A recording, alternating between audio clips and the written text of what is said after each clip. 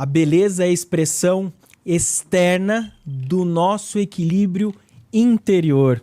Nossa coluna podcast hoje vai falar sobre beleza. Tudo bem, Gi? Você tá cada dia melhor, né? Eu tô me inventando, né? Tudo bem? Eu tô ótima. Bora para mais um programa? Bora. Apresenta pra gente nossa convidada. Doutora Thaís Akemi, dermatologista. Tudo bem, doutora Thaís? Tudo jóia, é um prazer estar aqui com vocês. Eu já quero engatar na minha pergunta aqui, porque tem se falado muito de fenol. E aí? É o assunto polêmico da vez, né? Fenol já é uma substância química utilizada para várias coisas, além só dos fins estéticos. Já faz um tempo que teve esse boom de peeling de fenol. É um procedimento, na verdade, que é muito antigo e ele entrou na moda recentemente. Infelizmente, a gente teve alguns casos com complicações, né? Então, a gente tem que ter ciência que o fenol, ele é um procedimento, o peeling de fenol é um procedimento que tem seus riscos, que podem ser desde complicações do procedimento em si, como cicatrizes, manchas, tanto mais escuras, mais claras na face. Então, o procedimento não é um procedimento que pode ser feito para todo mundo e não é todo mundo que pode fazer também, porque ele pode gerar alguns riscos para a saúde. Ele tem toxicidade ele pode ser tóxico tanto para o coração, para o rim, para o fígado e também para o sistema nervoso central. E aí pode vir complicações bem graves, até um desfecho mais triste, né? Como recente. É uma pena, sim, porque o fenol é um dos anestésicos mais antigos. O fenol tem uma concentração, assim, na coluna, em tratamento de dor, a gente usa o fenol na concentração para tratar a dor. Numa concentração muito alta, ele é um neurolítico, ele faz destruição de alguns nervos. Então, assim, pacientes com uma dor terminal é muito utilizado na oncologia para tentar, é a última medida terapêutica para dar um conforto para o paciente que está numa fase de passagem. Então, assim, é uma substância barata, então, assim, ela é acessível. Então, feito com uma maestria, com cuidado, com zelo, é uma ótima medicação para tratamento de dor, de forma até de saúde pública. Então, o fenol ele não é um vilão. O vilão, na minha forma de ver, e me corrija se eu estou errado, é a pessoa não saber usar. Eu tinha um professor na residência que ele falava assim, que a ignorância nos deixa corajosos. Exatamente. Então, assim, se eu não sei a complicação disso, uma criança de 2 anos coloca o dedo na tomada, sem preocupação, mexe com um cachorro na rua, sem preocupação, porque não sabe as consequências e as complicações. Então, na área da saúde, é isso que eu quero já perguntar, a sua especialidade, a dermatologia, está sofrendo um ataque, assim, cada vez maior de pessoas que se aventuram a fazer atos médicos que tem complicações. Explica para mim, e aí eu já não entendo nada. O que é peeling? Isso aí é um assunto bem, bem polêmico. Assim, eu acredito que para qualquer área, né, um profissional para fazer qualquer procedimento, ele tem que ter maestria e experiência para realizar ele em grande escala. Então, a partir do momento que você vai fazer algum procedimento, seja com uma substância química, utilizando alguma tecnologia, seja um laser, algum maquinário ultrassom microfocado, ou fazer uma cirurgia, por exemplo, a pessoa tem que saber como fazer, o que a gente tem que saber já de antemão de possíveis complicações e também saber lidar com elas. Então, esse que está sendo o grande ponto, né? Então, quando alguém tem alguma falha nesse ponto, a gente acaba vendo essas complicações um pouco mais exuberantes. E aí, a questão do peeling, um peeling nada mais é do que um procedimento que pode ser realizado, isso pode ser realizado tanto por dermatologista, esteticista, porque a gente tem vários tipos de peelings. Tem peelings superficiais, médios e profundos. Os superficiais, você faz uma limpeza de pele, pode fazer um peeling superficial tranquilo, sem intercorrência, não precisa ser médico para fazer. O peeling médio já é um peeling que é ideal que seja feito com o dermatologista, porque ele tem mais riscos de complicações, porque ele faz uma destruição até uma camada mais média da pele, como o próprio nome diz. E isso pode gerar complicações do tipo cicatriz, alterações de cor, então não é tão fácil assim. E o peeling profundo, que justamente é o de fenol, ele é um peeling que ele, sim, tem um potencial maior de gravidade e ele tem que ser feito com bastante cuidado, inclusive com monitoramento cardíaco, né? Porque ele pode gerar várias arritmias e também ter alterações neurológicas. Então, Zé, o fenol na dermatologia pode ser um vilão, não? Não, eu posso já fazer um Pode. adendo? Porque a gente na dermato usa fenol para muita coisa além do peeling. Ótimo. Então, assim, qual que é a grande polêmica? A segunda grande polêmica é que agora teve uma nota da Anvisa que proibiu a comercialização e uso do fenol de uma maneira geral. Então, por exemplo, as fenolizações que você faz, elas estão em risco, né? De não conseguirem ser mais feitas. Desde pacientes com problemas neurológicos, com espasticidade, que eles também fazem. Para dermato, a gente tem uma larga escala de uso também, porque ele é uma substância muito boa para fazer destruição, que a gente faz mais controlada, né?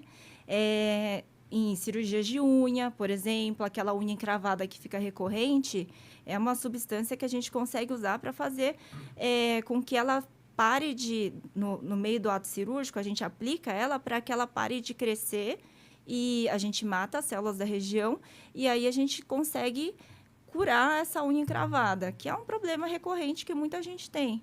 Além disso, a gente pode usar o fenol até, por exemplo, para casos de vitiligo universal, que tem mais área branca do que a área pigmentada, e despigmentar algumas áreas focais. Então, assim, não é só uma medicação que a gente usa a fins estéticos, né?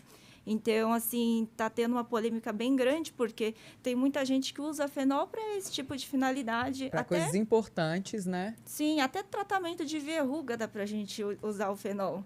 Então, assim, que a gente não usa mais com tanta frequência, mas muito antigamente se usava muito o fenol como uma substância de tratamento, que inclusive é muito boa. Então, aí a gente fica com um pouquinho de limitação. O problema não está no uso da arma, é quem usa a arma, né? Então, é uma ferramenta barata, acessível e importante na medicina, que começa a ganhar, às vezes, né, ser banalizado e começa a atrapalhar.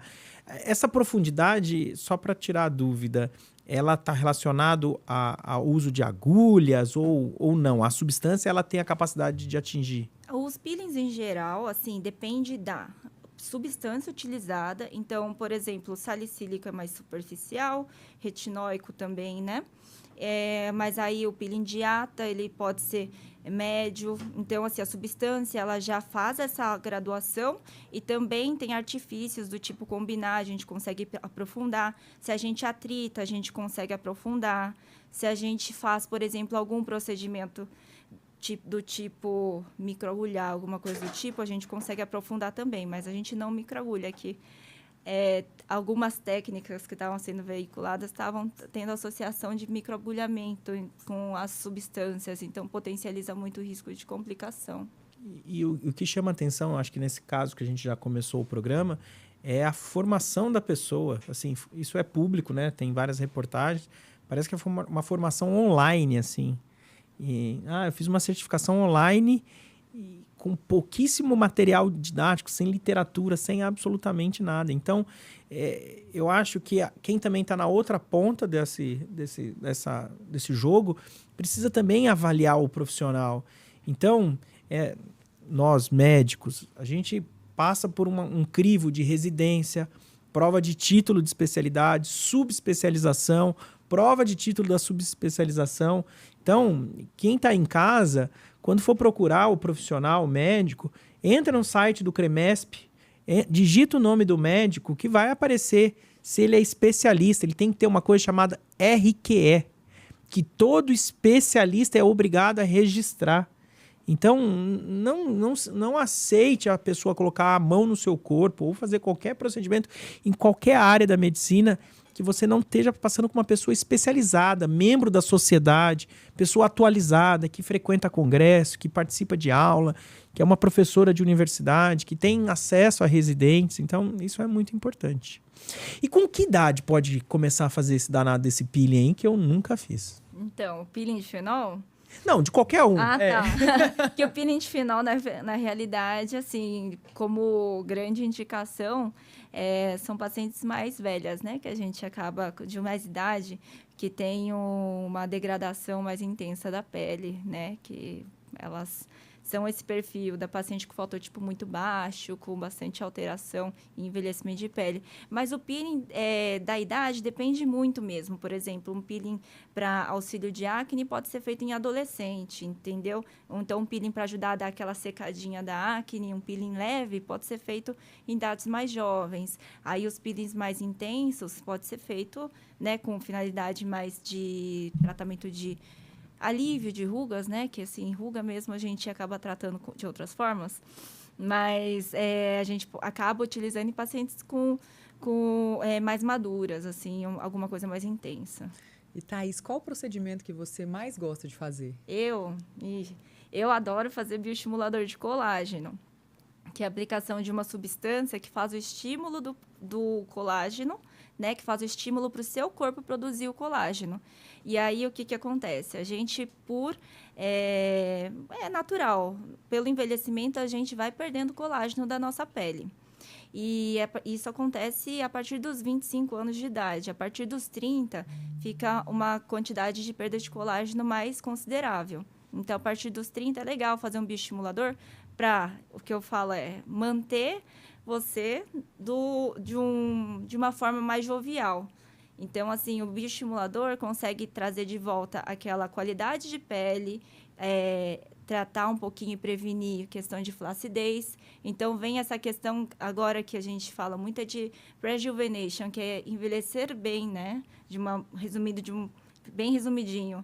Então, é um artifício que a gente consegue fazer, que não faz alterações muito importantes na face, não faz volumização, nada disso, quando bem aplicado.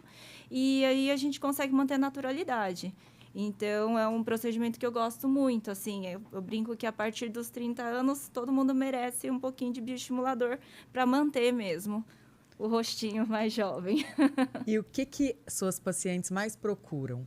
O que as pacientes mais procuram de procedimento? De procedimento. É toxina, né? Toxina botulínica é o disparado.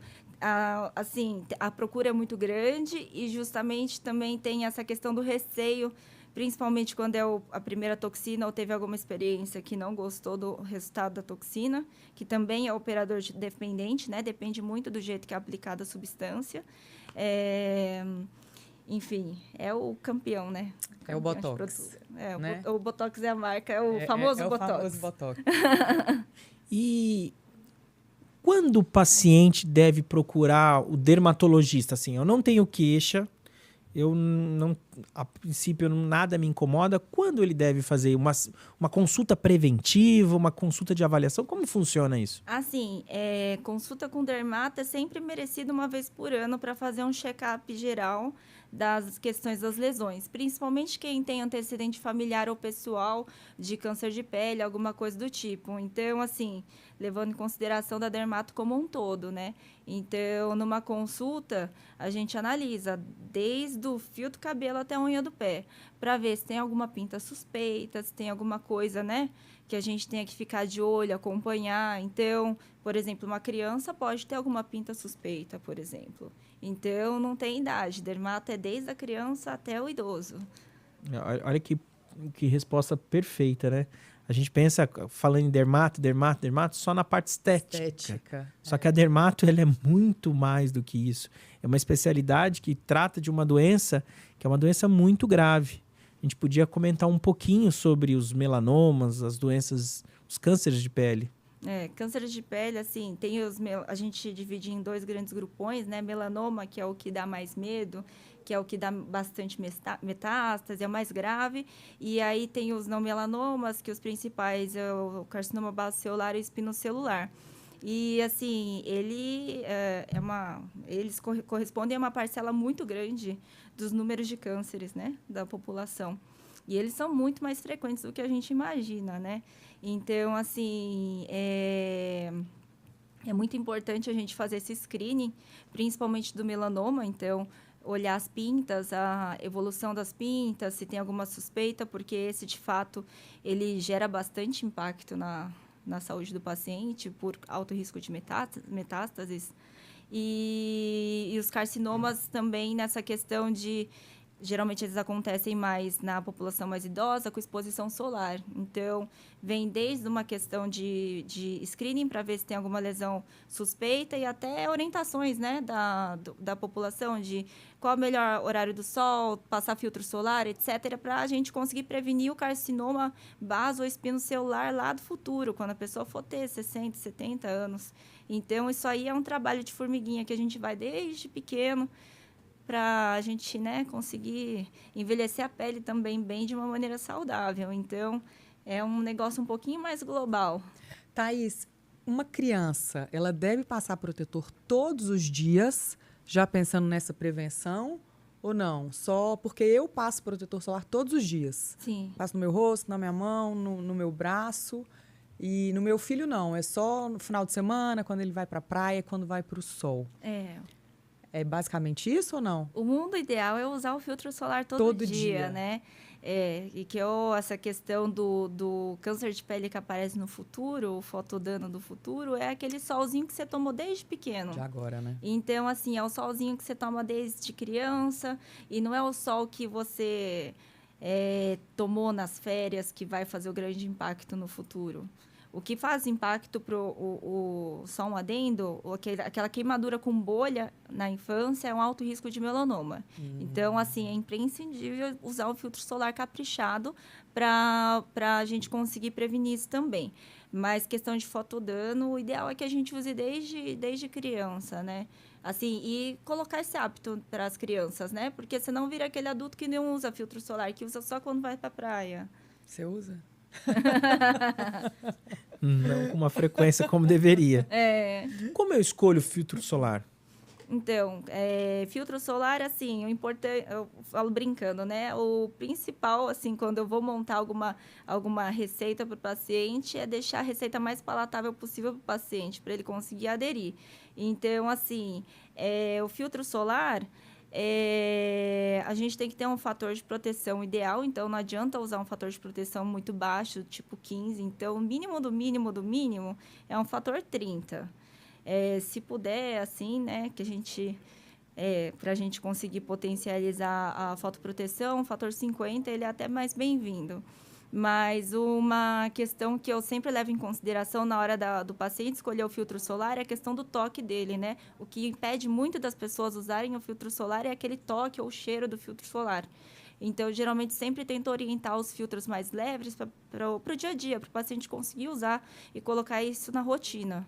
Então, tem versão que é toque seco, mais fluida, assim, agora não tem mais desculpa, né? E que você consegue manipular também, né? Que aí fica do jeito que você quer, do fator que você quer, com a textura. Manipulação de filtro solar é uma coisa que é um pouquinho polêmica, porque às vezes a gente não consegue garantir a estabilidade do produto. Eita, eu só uso manipulado. Mas, assim, virou consulta. Mas manipular é muito bom também. É que filtro solar mesmo é um pouquinho mais difícil de estabilizar. Então, assim, a grande parte dos dermatos acabam não manipulando tanto filtro. Mas, sim, tem os seus compostos de confiança que dá para pôr na manipulação. É que aí é aquela história, é operador dependente, né? Você não sabe como é que foi feito, etc. Sim. Mas eu gosto muito de manipular. Eu manipulo muito creme para outras finalidades, tal. Só filtro que eu acabo utilizando mais os prontos. Mas alguma coisa muito específica, uma pele sensível, tal, vale a pena manipular porque a gente consegue chegar direcionar, deixar mais individualizado. E existe filtro solar na rede pública? filtro solar na rede pública? Não é acessível, isso não existe nenhum programa, nada? Pelo que eu conheça, não. Acredito que não, porque até pacientes que têm algumas doenças com fotossensibilidade têm bastante dificuldade de conseguir. E o filtro solar ele tem um custo, né? Ele não é um produto tão barato, Não é né? barato. Não é. Tem algumas marcas que têm um valor mais em conta, tem algumas que têm uma proposta de redução de valor, mas, assim, ele é um custo considerável, né? Que acaba incluindo todos os dias, né? Ele acaba pesando no fim do mês. Tá. E uma vez passei o filtro, quando eu tenho que reaplicar essa...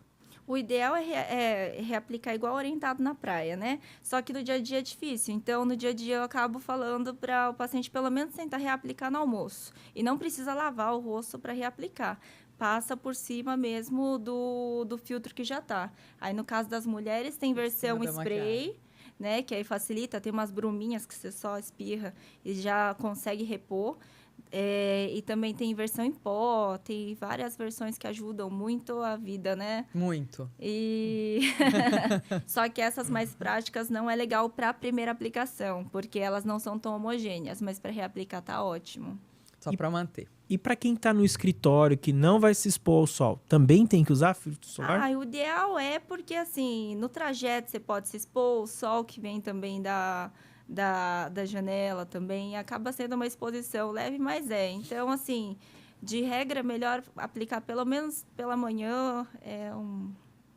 E luz também, não é? Essas luzes. Luz visível é relacionada com mancha. Não é um negócio que vai fazer, de fato, piorar e manchar e ser crucial, assim, mas ele é um contribuinte para a questão das manchas, melasma, né? Que, assim, se você está enxergando a mancha, é porque a luz visível bateu lá e voltou para o teu olho. Então, assim, se a gente está aqui, por exemplo, tem luz visível. Então, mas não precisa entrar na noia de usar filtro solar durante a noite. Eu queria propor um exercício, assim. Para quem está em casa, tem uma pinta e consegue visualizar essa pintinha, quais são as preocupações? O que é o que sinais? Tem o A, B, C, D? O ABCD, né? O A é a simetria, então a pinta... O geral você tá achando estranha a pinta? Procura o dermato. Perfeito. Porque tem até um sinal que a gente fala que é o sinal do patinho feio, que os próprios dermatologistas têm como regra. Então, o A é a assimetria, então ela tem um formato assimétrico, já é um fator de atenção, né? Os bordos irregulares, então, também é outro fator.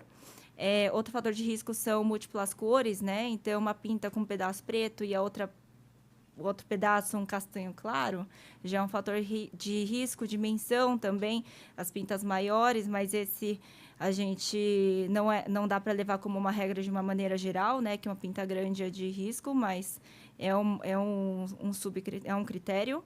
E o principal é a evolução. Então, a pinta de aparecimento recente, essa aí você tem que prestar muita atenção, a pinta nova. E a evolução, então a pinta está começando a coçar, está começando a sangrar, então já é um outro fator de risco também. Isso aí é o ABCD do risco para melanoma, né? Dos carcinomas, que é o carcinoma espino e baso, que é a grande maioria dos cânceres de pele, o padrão é diferente. Geralmente é aquela feridinha, aquela lesãozinha que sempre está com casquinha, que nunca cicatriza, ou que fica aquela bolinha meio brilhante com um pouquinho de vaso. Mas um bom parâmetro é uma ferida que não cicatriza, que aí você já fica com o pé atrás. Tipo, 2 meses com uma casquinha. Aí tem que procurar o dermato para dar uma olhadinha lá com o dermatoscópio para ver se é uma lesão de risco mesmo ou não. E a alimentação influencia muito? Beber água? Como é que é a saúde da pele? Assim, passei protetor, tô indo no dermato. E quais são os cuidados mais importantes, assim? A ingesta hídrica é bem importante na questão de hidratação. E também uma alimentação saudável é também importante dessa questão de antioxidantes, etc., que participam na questão do envelhecimento da pele. Mas um fator crucial mesmo que está sendo visto mais recente é questão da glicação da proteína, né? Então, assim, os altos índices de açúcar, eles podem influir no envelhecimento, né? Que ele vai glicando a proteína, o colágeno é uma proteína, acaba prejudicando, sim, o envelhecer saudável da pele. Então, assim, hábitos saudáveis é bom para tudo, bom para a pele, bom para a saúde de uma maneira geral. Falando em colágeno, você acredita na ingesta de colágeno que realmente tem um efeito considerável? Ingesta de colágeno, começa que colágeno tem muitos tipos de colágeno, né? Então, Verisol, não é? Esse é um dos tipos, né? E tem vários outros. Tem várias marcas, etc. Tem colágenos mais específicos para a pele, tem colágenos mais específicos para a parte articular, né?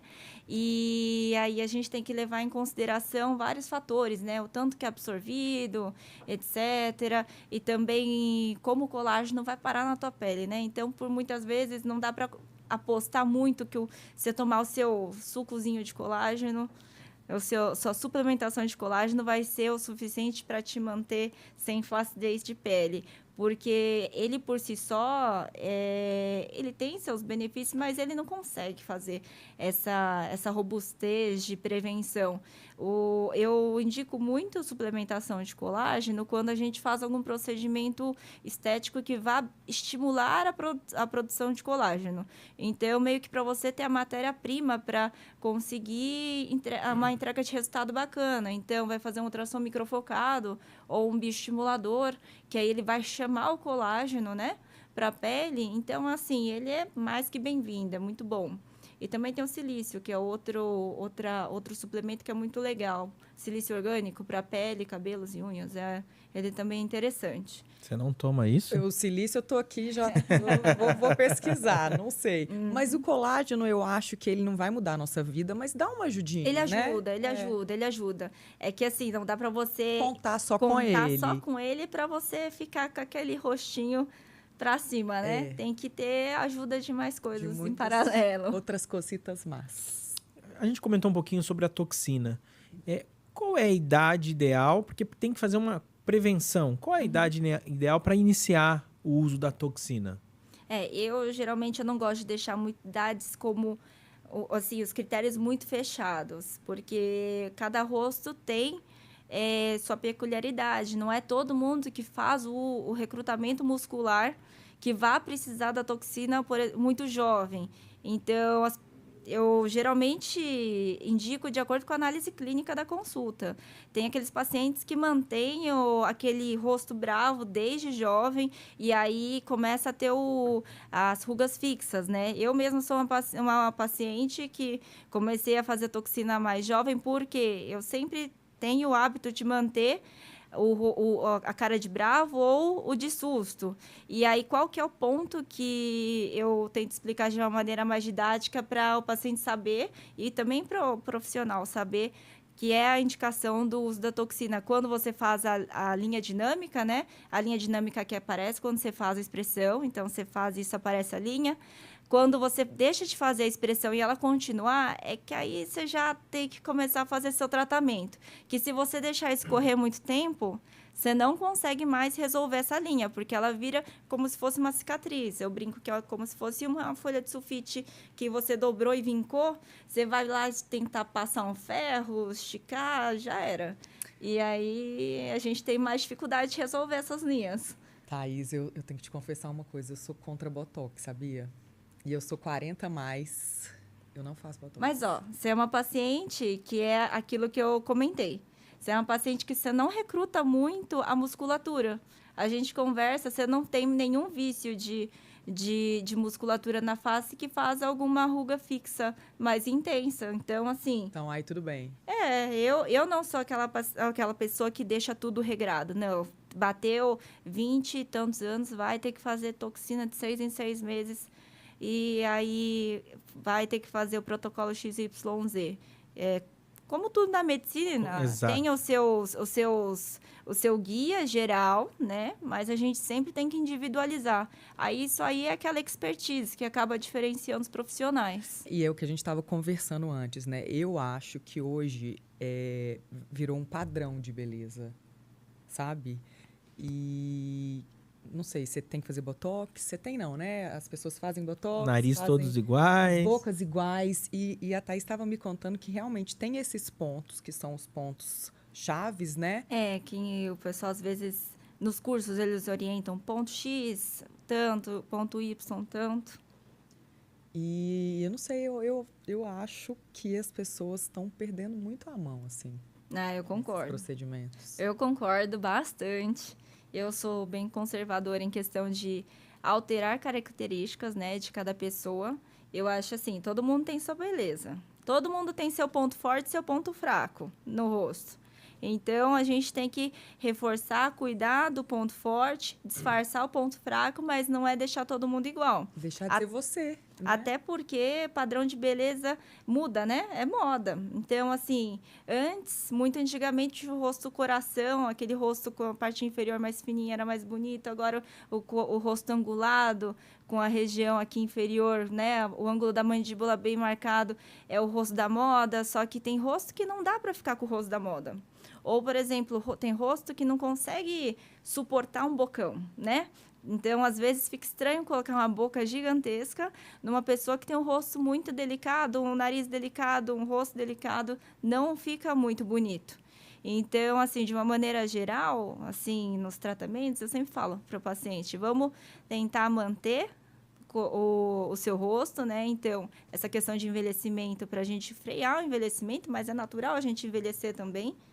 Estranho é a gente querer manter com a carinha de 20 e poucos anos. Exato. Né? E aí a gente faz pequenos ajustes. Sei lá, o queixo é um pouquinho desproporcional. A gente vai só dar uma forcinha e fazer um pequeno refinamento. Nada muito intenso. Eu acho que a gente assim consegue respeitar as características de cada um. Então, fazer pequenos ajustes e não deixar naquele padrão, né? E essa busca de padrão deixa o pessoal até com muitos problemas, até psiquiátricos, né? Agora... Que eu acho que... eu não sei o que vem primeiro, né? É a bola de neve, né? E quando fala da toxina também, tem que lembrar que a toxina não é só para estética, né? Então, a gente tem toxina, por exemplo, para cefaleia. Sim. Pacientes que sofrem de enxaqueca na mão do neuro, a equipe que faz dor também tem um baita resultado. A fisiatria usa muito a toxina para dor, para espasmo, para crianças que têm paralisia. A ortopedia pediátrica se utiliza demais da toxina. Então, assim, tudo na medicina você consegue, na mão de uma pessoa com maestria, ter um bom resultado. E quando você estava falando, eu estava pensando aqui, a medicina ela tem que ser um alfaiate, o médico ele é um alfaiate.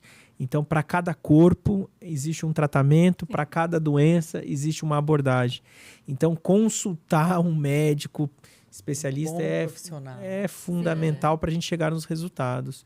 E isso é uma pergunta que eu sempre me faço sobre complicações. Então, assim, a gente sabe que a medicina, todo procedimento, há riscos, a gente expõe ao paciente ao risco e os benefícios, e a gente sempre toma a melhor medida sabendo do que a gente vai enfrentar. Sim.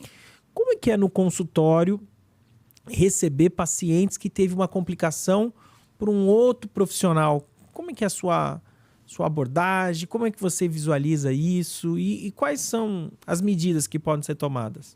Isso é uma questão, assim, que não tem nenhum guideline muito específico. Exato. Então, vai muito de acordo com cada profissional, né? Existem aqueles profissionais que falam, eu não vou botar a mão em coisa que não foi feita por mim.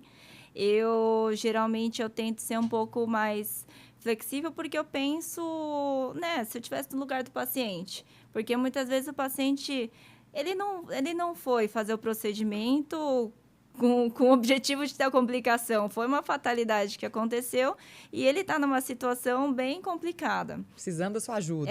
E outra também, todo procedimento que a gente faz, principalmente os invasivos, tem seu risco de complicação, não é isento. Um preenchimento não é isento de risco de oclusão. É claro que se ele mal executado, tem uma chance absurdamente maior do que se bem executado, mas mesmo feito com a maior maestria possível, você pode ter a fatalidade de pegar um vaso e fazer uma oclusão. O que varia é você estar preparado para conseguir manejar e conseguir contornar essa situação, ter uma hialuronidase e tal. E a oclusão é a obstrução e a necrose, a morte do tecido. Se demorar, o tecido acaba morrendo porque acaba o suprimento do sangue, né? Então, assim, geralmente, o que eu primeiro tento orientar o paciente de uma forma geral, porque, antes de tudo, né, o paciente tem que entender o que está acontecendo, seja com complicação, qualquer doença que tenha.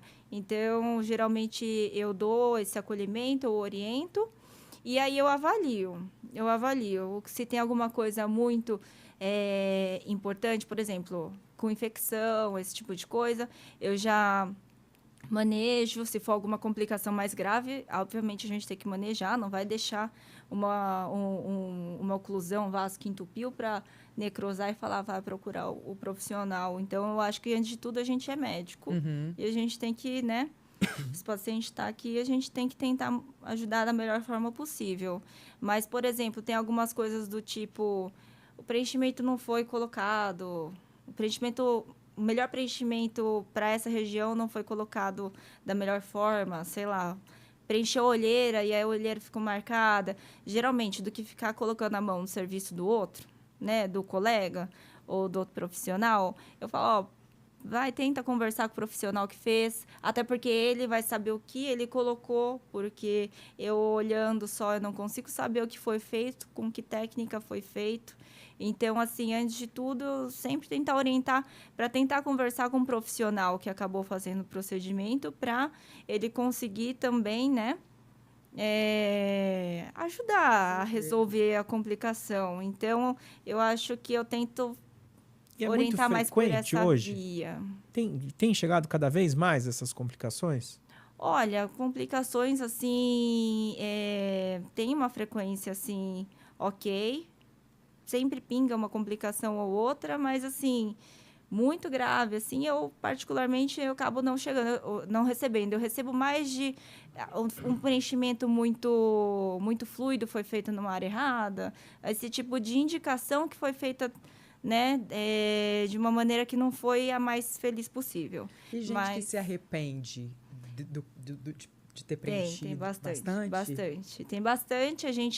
Eu geralmente tento manejar, né? Primeiro converso, falo, olha, também tem isso, né? Tem paciente que pinga de profissional em profissional. Então, antes de tudo, eu explico, a gente vai fazer o plano de tratamento assim, assado, mas aí a gente tem que entender se você vai seguir fazendo um monte de preenchimento. Não adianta eu, por exemplo, resolver isso e a paciente vai pingando em paralelo. Então, eu sempre tento ser franca. Eu nunca podo ninguém. Eu falo, olha, se você quiser continuar fazendo isso, é tua escolha. Mas vamos fazer uma linha de tratamento aqui, né, mais linear, para que a gente consiga ter o objetivo final, né?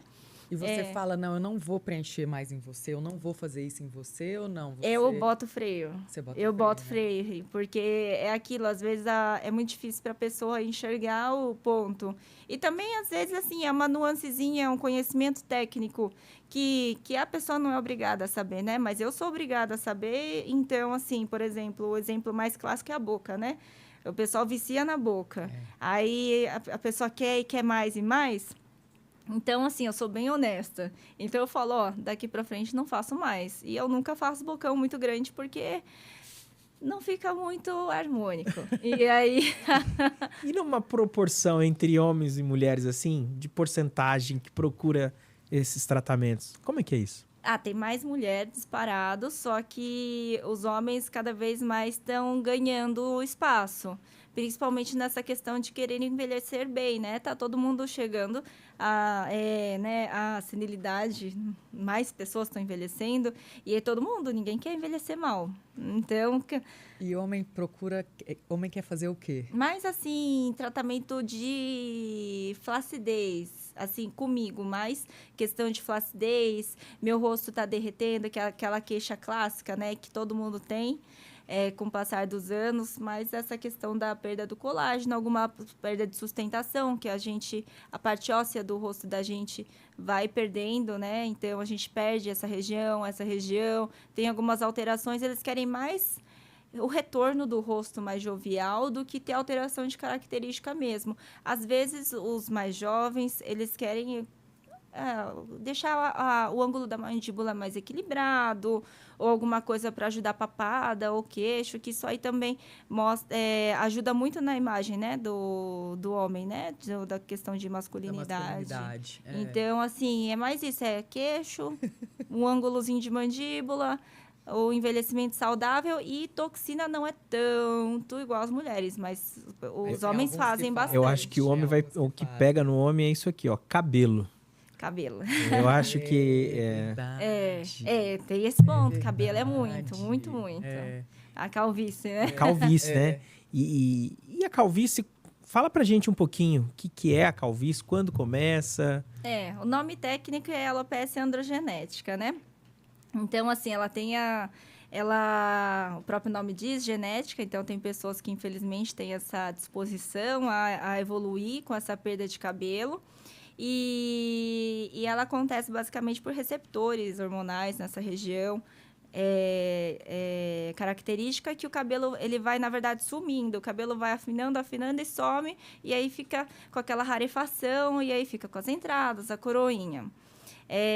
O que eu sempre gosto de, desde o início, deixar bem claro que é como se fosse uma doença crônica, diabetes, hipertensão. Você começou a ter a alopecia androgenética, você vai ter a alopecia androgenética caminhando com você sempre. Então, não é um tratamento que você pega, você faz o uso da medicação, você faz lá um procedimento e resolveu. Você sempre tem que estar mantendo seu cabelo, porque o seu estímulo da perda está lá sempre, né? Mesmo depois do transplante? Mesmo o transplante, quando a gente transplanta, aquele folículo, ele não é sensível, não passa por essa questão da doença de perder, mas tem o resto, né? Então, a gente tem que sempre manter, e também tem que manter o folículo bem cuidadinho, nutrido ali na região. Então, tem que manter os cuidados, né? Do couro cabeludo, para a gente conseguir manter o cabelo. Então, e tinha aquela máxima que usar boné era um responsável. Boné é bandido pro cabelo? É que o boné ele pode prejudicar na saúde do couro cabeludo. Então, ele piora muito essa questão de dermatite seborreica. Então, inflama o couro cabeludo, ele prejudica nesse quesito. E boné é um pouco mais mulher que prende muito cabelo apertado, também tem alopecia de tração. Então, nada que fica muito assim, apertado, ou tracionando, ou pressionando a cabeça, faz bem pro cabelo. E começa a partir de que idade? É muito variável. É muito? Variável. Tem pacientes com quadros mais graves que começam seus 20 e poucos. Então, tem pacientes que aguentam o cabelo aí até uns 30 e poucos. Então também é lenda, não é a história do casou, ficou careca. Não tem nada a ver. E também o pessoal fala, né? Trintou e aí o cabelo vai embora. Mas tem casos que aos 20 e poucos já começa a ter uma entradinha mais, os casos mais graves. E aí vem essa questão. Começar a tratar desde o início, para a gente conseguir preservar o máximo de folículos possíveis. Porque não adianta você estar só com o cabelo aqui e aí querer voltar. Que nem para transplante tem unidade doadora e, assim, já perdeu muito, né? O folículo ficou tanto tempo sem estímulo que, mesmo se a gente estimular e tentar fazer o tratamento, ele não vai responder tão bem, igual o paciente que começou desde o início. E os cuidados, assim, a gente está falando de cabelo. O que é o ideal? É lavar o cabelo todo dia? Não é lavar? Lavar o rosto? Eu tenho que lavar o rosto de manhã, à tarde? Qual que é essa frequência de cuidados? Tá, vamos do mais simples. O lavar o rosto, o ideal é lavar de manhã e à noite. Com sabonete? Um sabonete específico para a tua pele. Para pele mais sensível, tem alguns sabonetes mais adequados, uma pele mais oleosa, com tendência à acne, tem uns sabonetes mais específicos para cada um. Indo para pele sensível, você nunca tem erro. E para cabelo, para questão de lavagem, o segredo é não deixar o cabelo oleoso. Então, tem pessoas que têm o couro cabeludo mais seco e tem pessoas que têm o couro cabeludo com maior tendência à oleosidade. Então, por exemplo, para mim, a lavagem diária é o ideal. Mas, por exemplo, para você, a lavagem pode ser a cada 2. Então, é muito variável de pessoa para pessoa. E água quente é ruim? Pior oleosidade. Tá. Eu adoro um banho quente. Aí a pele também grita, que resseca a pele. Nossa, eu adoro. Ai, meu Deus. E a questão do banho gelado? Faz bem demais? Que tem essa moda também, não tem? Banho gelado, assim, tem essa questão pra pele, né? O pessoal fala que tonifica, dá brilho e tal, mas, assim... importante é não lavar o rosto, não lavar com água muito quente. E banho gelado eu acho que está sendo mais relacionado com a questão de bem-estar, energia, não é isso? De circulação, né? Eu acho que é o coach do momento, é o banho gelado. É a banheira de gelo. Não, e essa banheira de gelo, não, isso é para retirada de ácido lático. Então, atleta, isso é performance. Então, assim, atleta de alta performance, tem um monte de estudo que mostra que o gelo, ele faz vasoconstrição, diminui as células inflamatórias e com isso você consegue recuperar o atleta mais rápido. Então, assim, é muito comum. Os atletas que teve o jogador de tênis, e isso eu já presenciei nas nossas competições de intermédio. Então, tinha um jogo atrás do outro, colocava o atleta. Então, assim, dá uma regeneração, melhora o tecido. Então, isso é mais uma medicina esportiva. Sim. Mas o gelo... Ajuda. E eu sempre faço isso, uma pergunta pros colegas médicos, assim. Dentro da sua especialidade, o que é o futuro? O que hoje não tem que a dermato está buscando? Por exemplo, na coluna, a gente está falando de cirurgias robóticas. Cada vez mais o robô do nosso lado ajudando na cirurgia. E na dermato? De futuro, da parte de dermatodoença, tem os imunobiológicos, que são medicações que vão mais no cerne de cada doença. Então, tem vários. Então, tratamento de psoríase, dermatite atópica e tal. Isso está sendo bastante estudado e tem muita medicação já rolando, inclusive pelo SUS, que a gente consegue mudar realmente a vida das pessoas. Uau. Então, assim, aquele paciente com psoríase, ele zera com essas medicações. E antes a gente não conseguia ter esse resultado. Que legal. Então, para essa parte da dermato tem isso.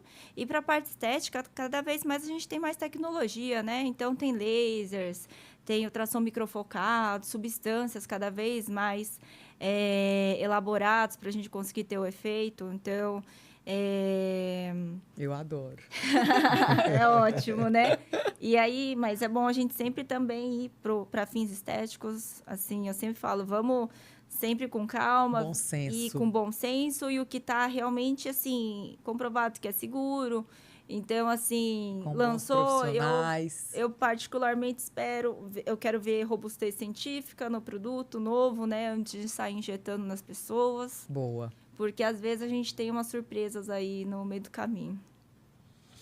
Tem muita coisa para ser falado, né? Eu acho que a gente tem que continuar esse papo num segundo momento para a gente destrinchar essas patologias, né? Vitiligo, psoríase, acne. Então, assim, eu acho que é um assunto, a dermato é uma especialidade muito bonita, é uma especialidade muito séria que tem tanto essa parte da beleza que é muito importante, qualidade de vida, que é o que a gente bate aqui. Então, acho que discutir sobre isso e principalmente sobre as doenças, né? Sim. Então, tem doenças que são incapacitantes, graves, que pode levar até a óbito. Então, acho que é importante, sim, falar. Sim. E quem está em casa, quer acessar a doutora Thaís, como que faz para chegar? Redes sociais, consultório, como é que é isso? Rede social, tem o Instagram. Geralmente, eu tento ficar mais antenada possível para responder algumas coisinhas. O meu Instagram é DRA Thaís Akemi. Lá tem o link para o WhatsApp. Thaís com H ou sem H? Thaís com H. DRA, Thaís com H, Akemi, AKMI. E ali no Instagram tem o link do WhatsApp e já tá saindo o meu site que tá em produção. E aí, Gi? A Gi, eu vou confessar uma coisa. Ela costuma fazer isso aqui de consultório, viu? Eu acho que ela se comportou hoje. Mas a gente teve um bate-papo no início. É que você não sabe. Eu não tava aqui. Eu sentei ali naquele sofazinho Entendi. com ela e ó. A gente já resolveu. Ah, maravilha. E aí? Ah, eu adoro, né? Sou suspeita. A Thaís trabalha comigo num hospital. Eu confesso que eu vou marcar uma consulta e Começar a usar protetor solar. já vou pegar as dicas Fazer de um quais. peelinzinho. Obrigado, Thaís. Obrigado pela... Imagina que... Ela desmarcou os compromissos, veio aqui conversar com a gente. Foi um prazer e foi muito gostoso esse bate-papo. Não, o prazer Muito foi todo obrigada, meu. Thaís. Muito massa. Bora para a próxima? Bora, Zé. Nossa coluna podcast teve o prazer de falar sobre cuidado, sobre saúde. A beleza externa é o reflexo do que a gente tem de equilíbrio interno. Então, não deixe de olhar aquela pinta que está lá em casa, observar todas aquelas informações. Se gerou dúvida, volta nessa parte com que ela explicou o passo a passo. E o mais importante, não fique só você se olhando. Vá procurar a ajuda de um dermatologista, que isso é fundamental. Muito obrigado. Quem gostou desse papo, por favor, compartilhe para as informações chegar cada vez mais em pessoas que precisam dessas informações. Bora para a próxima. Muito obrigado.